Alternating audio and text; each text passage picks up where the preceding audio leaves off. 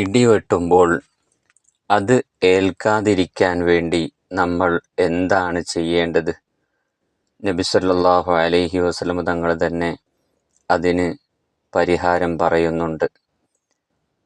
ഇദാ സമിഅ്തുമുർ റഅദ, ഇടിനാദം നിങ്ങൾ കേൾക്കുമ്പോൾ ഫദ്കുറുല്ലാഹ്, നിങ്ങൾ അള്ളാഹുവിന് ദിക്ർ ചൊല്ലുക. അപ്പോൾ ഇടിനാദം കേൾക്കുമ്പോൾ നമ്മൾ അള്ളാഹുവിന് ദിക്ർ ചൊല്ലാനാണ് നബി സല്ലല്ലാഹു അലൈഹി വസല്ലം തങ്ങൾ പറയുന്നത്. എന്നിട്ട് പറയുകയാണ്, ഫഇന്നഹു ലാ യുസീബു ദാക്കിറൻ, കാരണം ദിക്ർ ഉച്ചരിക്കുന്നവന്, ദിക്ർ ചൊല്ലുന്നവർക്ക് ഇടി ബാധിക്കുകയില്ല എന്ന്.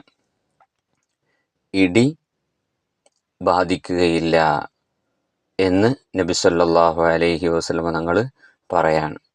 അപ്പോൾ നമ്മൾ ഇടിവെട്ടുന്ന സമയത്ത് അത് ഏൽക്കാതിരിക്കാൻ വേണ്ടി നമ്മൾ ദിക്ർ ചൊല്ലുകയാണ് വേണ്ടത്. ഏത് ദിക്റാണ് ചൊല്ലേണ്ടത്? കാന അബ്ദുല്ലാഹിബ്നു സുബൈർ റളിയല്ലാഹു അൻഹു, അബ്ദുല്ലാഹിബ്നു സുബൈർ റളിയല്ലാഹു അൻഹു ആയിരുന്നു, ഇദാ സമിഅ റഅദ, ഇടി കേൾക്കുമ്പോൾ, തറക്കൽ ഹദീസ, സംസാരം നിർത്തിവെക്കും, സംസാരമൊക്കെ ഉപേക്ഷിക്കും. എന്നിട്ട് അദ്ദേഹം ദിക്ർ ചൊല്ലും. വഖാല, അദ്ദേഹം പറയും, സുബ്ഹാനല്ലദീ യുസബ്ബിഹുർ റഅദു ബിഹംദിഹി വൽ മലായികത്തു മിൻ ഖൈഫത്തിഹി എന്ന് അദ്ദേഹം പറയുമായിരുന്നു. അപ്പോൾ ഇടി വെട്ടുമ്പോൾ, ഇടിയുടെ ശബ്ദം കേൾക്കുമ്പോൾ നമ്മൾ ചൊല്ലേണ്ട ദിക്റാണേത്?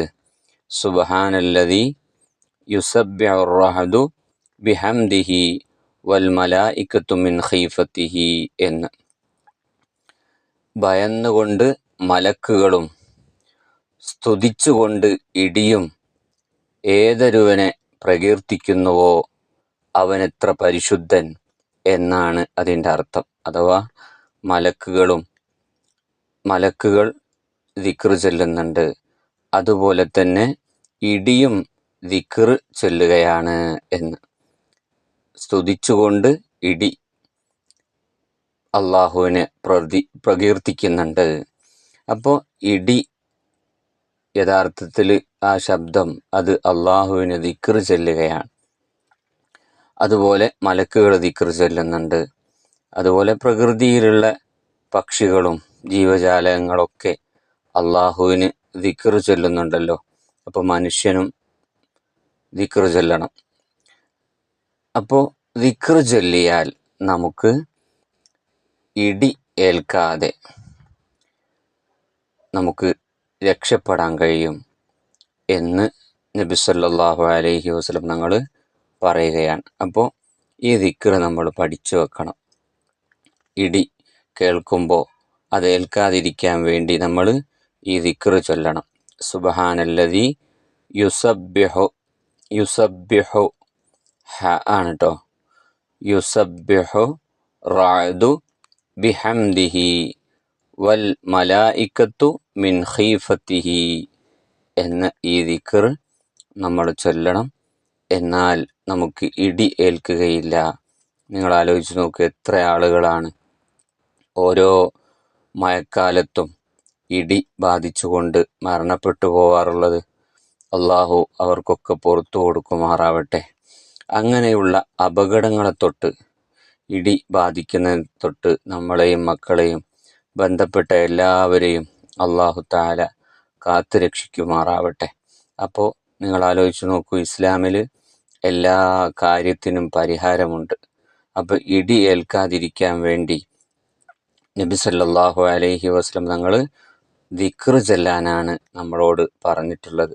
അപ്പോൾ നമ്മൾ സംസാരമൊക്കെ ഉപേക്ഷിച്ച് നമ്മൾ ദിക്ർ ചൊല്ലണം, അള്ളാഹുവിന് ദിക്ർ ചൊല്ലണം.